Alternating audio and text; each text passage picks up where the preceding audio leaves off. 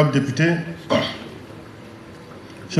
Monsieur le Président du CNSL, Monsieur le Secrétaire technique du CNSL, Monsieur le Directeur du contenu local de la République de Côte d'Ivoire, Mesdames, Messieurs les représentants des délégations étrangères, Mesdames, Messieurs les représentants des institutions de la République, Mesdames, Messieurs les directeurs généraux, représentants des partenaires techniques et financiers, chers invités, Mesdames et Messieurs.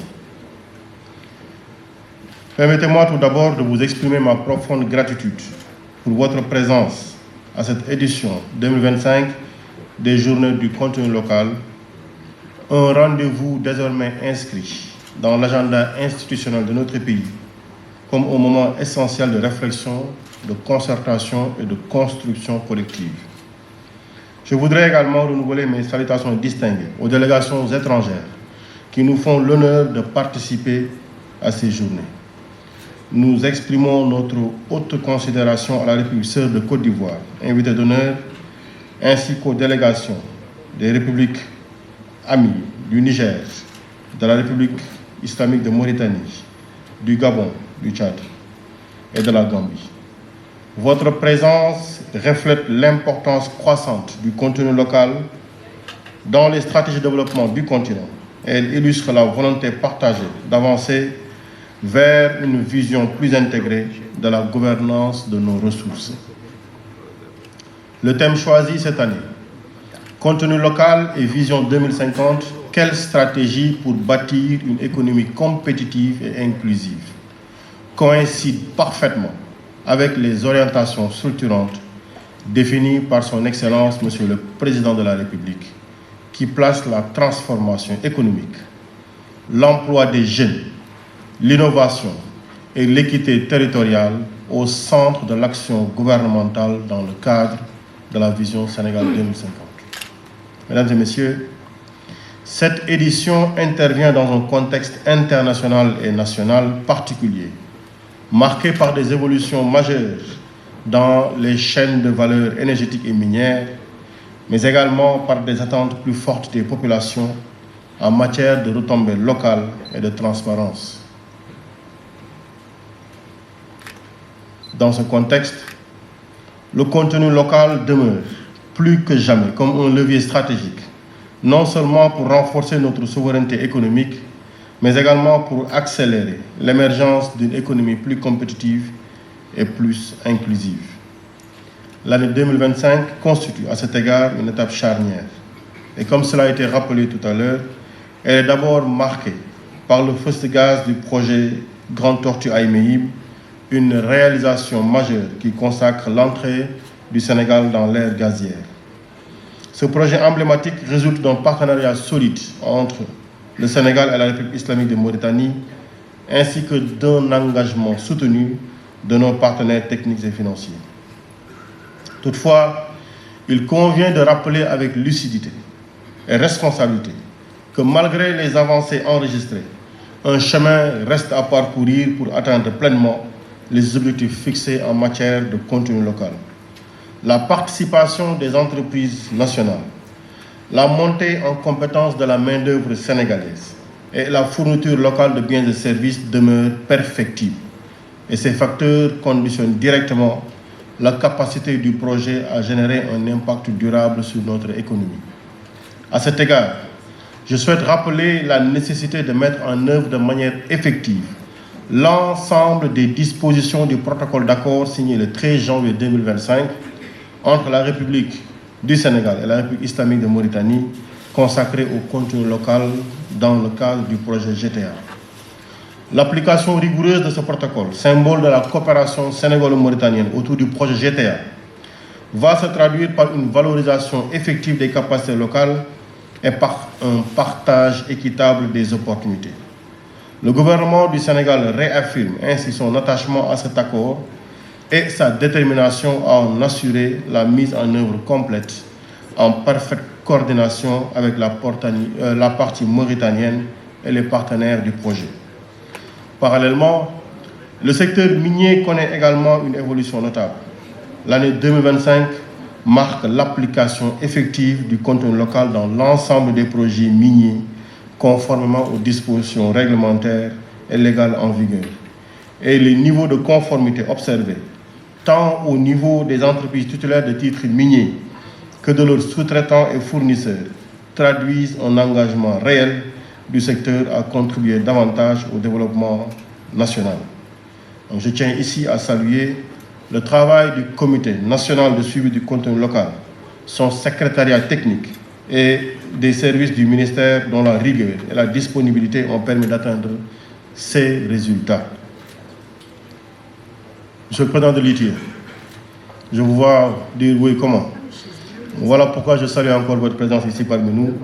Et je salue également la collaboration des sociétés minières, et notamment la Chambre des mines, pour leur sincère coopération avec les services pour une mise en œuvre effective et efficace des obligations du contenu local. Ces avancées doivent cependant s'inscrire dans une démarche plus large, plus structurée et plus ambitieuse en cohérence avec les objectifs de la Vision Sénégal 2050. Pour bâtir une économie compétitive et inclusive, il nous faut redoubler d'efforts pour consolider les fondations que nous avons posées. Donc, il sera également, bien entendu, question d'agir simultanément sur plusieurs leviers. Et comme précisé tout à l'heure, le premier levier est celui du capital humain.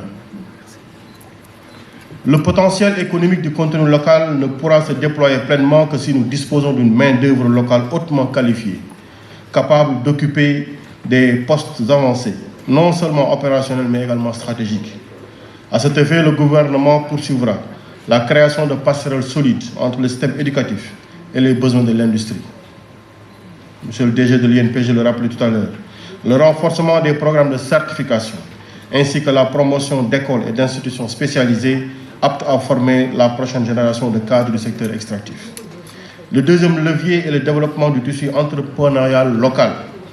Nous avons l'obligation d'accompagner davantage nos entreprises, d'améliorer leur accès au marché extractif, de renforcer leurs capacités techniques et financières et de soutenir leur transition vers des modèles de production compétitifs. Mais, nous avons dit développement du tissu entrepreneurial local. Et notre dernière discussion, c'était de bien identifier l'entreprise bien sénégalaise de l'entreprise battant pavillon sénégalais.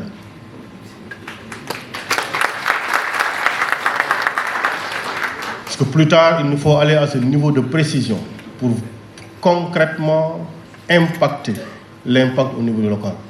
Et le commentaire que vous me permettrez d'en faire, aujourd'hui, des entreprises dites sénégalaises ont participé à des marchés, ont exécuté des marchés. Et aujourd'hui,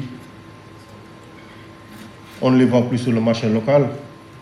Ils ne payent plus de salariés, ils ne payent plus de location, ne payent plus d'impôts au Sénégal parce qu'elles ont quitté le territoire national, parce qu'il n'y a plus d'opération.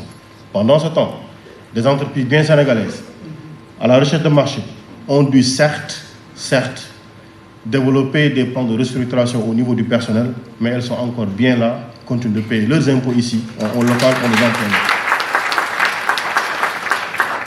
Donc, l'identification, la classification, la taxinomie doit aller à ce niveau de précision. Quand on parle d'entreprise sénégalaise, on parle bien d'entreprise bien sénégalaise. Le Sénégal ne pourra tirer pleinement profit de ses ressources que si ces entreprises deviennent des partenaires privilégiés dans les chaînes d'approvisionnement du secteur pétrolier, gazier et minier. Le troisième levier réside dans une gouvernance modernisée, transparente et efficace. L'État continuera d'œuvrer à la digitalisation et à l'harmonisation des dispositifs de suivi, à la coordination interministérielle et à l'amélioration continue des mécanismes de contrôle.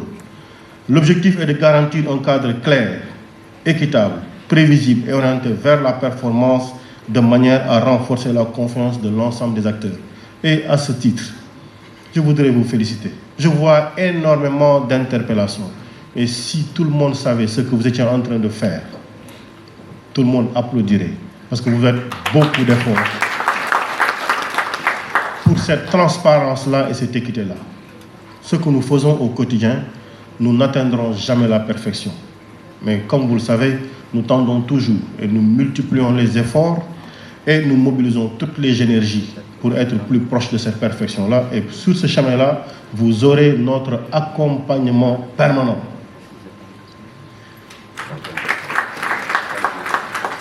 Enfin, j'ai déjà entendu dans les journées portes ouvertes le contenu local. Allez comprendre ce que ça signifie. Mais ce que je voudrais dire, c'est que il nous faut, quand le contenu local sera sécurisé à l'échelle des pays respectivement, qu'on puisse agir dans un cadre globalisé, ouest-africain, parce que nous sommes en train de promouvoir un panafricanisme. Est-ce que dans la situation d'aujourd'hui, un Sénégalais peut librement concourir en Côte d'Ivoire dans le cadre du contenu local? Est-ce que dans la situation actuelle, une entreprise ivoirienne peut concourir librement dans le cadre du contenu local au Sénégal? Il s'agit de discussions que nous devons avoir pour poser un jalon à l'échelle africaine pour savoir que nous devons être mobilisés ensemble pour la promotion de la ressource humaine africaine. Cela me permet de dire, la présence de nos partenaires africains nous rappelle que la compétitivité ne se joue pas seulement et plus seulement au niveau national. Elle se construit au niveau régional. Une Afrique capable de mutualiser ses compétences, d'harmoniser ses normes, de développer des infrastructures de formation communes et de coordonner ses stratégies industrielles sera beaucoup mieux positionnée pour valoriser durablement ses ressources naturelles, mais surtout ses ressources humaines. Et c'est dans cet esprit que le Sénégal demeure pleinement engagé dans la coopération régionale et continentale en matière de contenu local. Mesdames et messieurs, vous l'avez dit, Esté, vous l'avez dit, monsieur le coordinateur, le contenu local n'est pas une option, c'est un choix stratégique. C'est un instrument au service de l'équité sociale, de la compétitivité, de l'innovation industrielle et de la souveraineté économique. Les jalons posés ces dernières années montrent notre capacité collective à avancer dans la bonne direction. Il nous revient aujourd'hui de consolider ces acquis, d'amplifier nos efforts et de faire en sorte que chaque ressource exploitée, chaque projet lancé, chaque partenariat conclu contribue de manière tangible au développement du Sénégal et de nos pays. Il n'y a point de doute que les journées du contenu local sont le moment d'échanges riches, constructifs et vont déboucher sur des recommandations opérationnelles utiles à la poursuite des objectifs de développement économique et social. J'ai été très bavard. J'aurais bien aimé conclure en nouchi.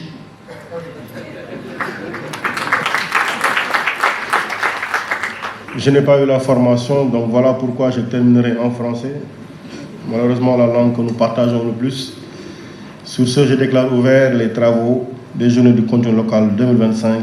Je vous remercie de votre aimable attention.